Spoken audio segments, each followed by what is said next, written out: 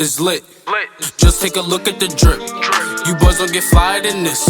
Roll a dope, yeah, I'm high as a bitch. Wait, it's lit. Hello tout le monde, A et Rudy pour vous servir. Analyse du morceau 5G de Booba. Juste avant de commencer, j'aimerais juste dire que j'admire cet artiste de par sa longévité. Ce n'est pas donné à tout le monde d'innover et de rester dans la tendance. Donc juste pour ça, respect.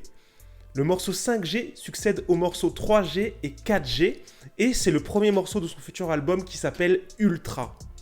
Ce n'est pas la 3G qui va l'arrêter, ni la 4G. Est-ce la 5G? Qui sait? Allez, let's go. Analyse du morceau.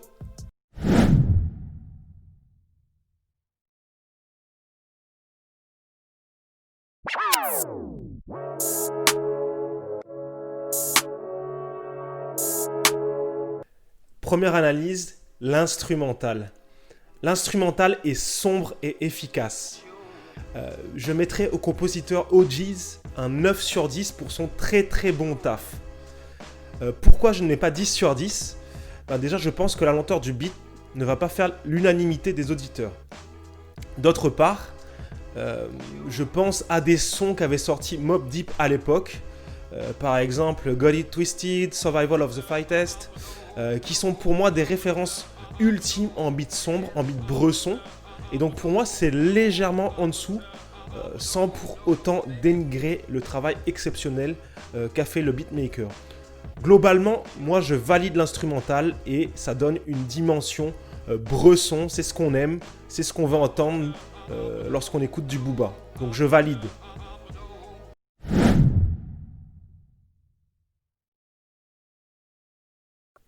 Deuxième point, le flow de Booba. Le flow de Booba colle parfaitement à l'instru et relève la lenteur qui me gênait un peu dans ma critique de l'instru. Il relève cette lenteur. Et ce n'est pas donné à tout le monde de rapper lentement comme ça. Ce n'est pas donné à tout le monde d'être à l'aise. Ne me prends pas, un peu comme ça, je le fais quand je veux. Et d'être aussi incisif. Donc niveau flow, je ne peux que valider le DUC.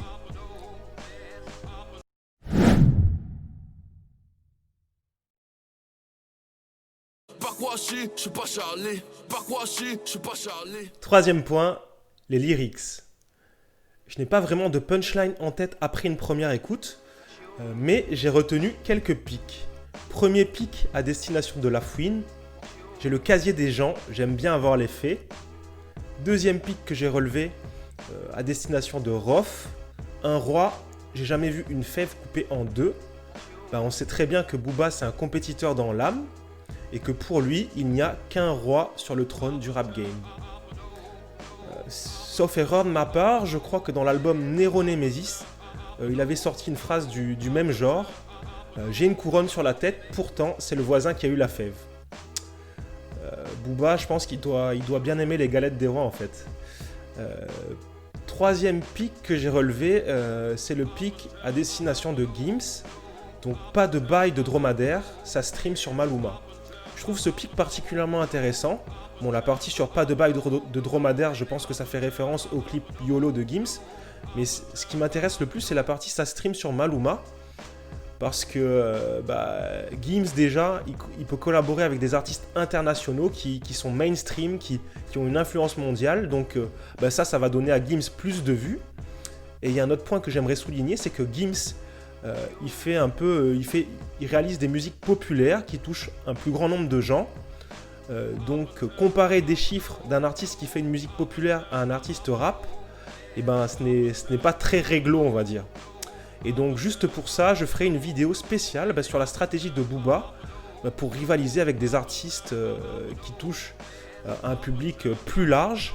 Donc je ferai une vidéo là-dessus pour vous expliquer un peu sa stratégie moyen-long terme. Donc pour conclure cette partie, moi je dirais qu'avec plus de 20 ans de carrière, Booba il reste l'une des meilleures plumes du rap game.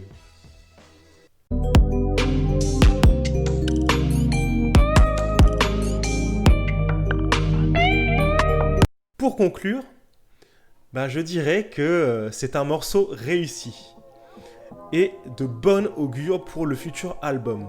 Après, Pour moi, ce n'est pas non plus un classique, mais j'aimerais dire qui a sorti un son mieux que ça dans les derniers mois? Personne. Ou même au cours de cette année, je dirais personne. J'ai l'impression que faire un morceau comme ça, c'est facile pour lui. Et je pense qu'il nous réserve beaucoup mieux pour l'album et que là, ce n'était qu'un avant-goût.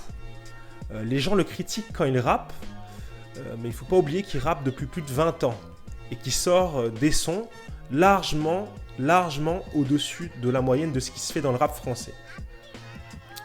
Ensuite, les gens qui critiquent quand, entre guillemets, Booba fait de la Zumba. Moi, j'aimerais dire à ces rappeurs-là qui critiquent, mais profitez de votre chance qu'ils fassent ça et qu'ils essayent de plaire à un public plus large, car quand il rappe, il met tout le monde d'accord. Et ça fait plus de 20 ans qu'il met tout le monde d'accord, c'est un fait. Je ne sais pas si c'est son dernier album, mais je peux vous dire que ce sera un vide absolu le jour où il raccrochera les gants. On a des légendes du rap qui sont encore là. Je pense à Booba, mais aussi à Rof par exemple. Ce sont en quelque sorte nos Biggie et Tupac français. Et à tous ceux qui attisent la haine dans les commentaires, moi j'aimerais juste leur dire, profitez d'eux au max et laissez ces adultes, ces rappeurs, régler leurs conflits d'ego entre eux. Voilà, c'était tout pour moi. Big up à tous. Peace.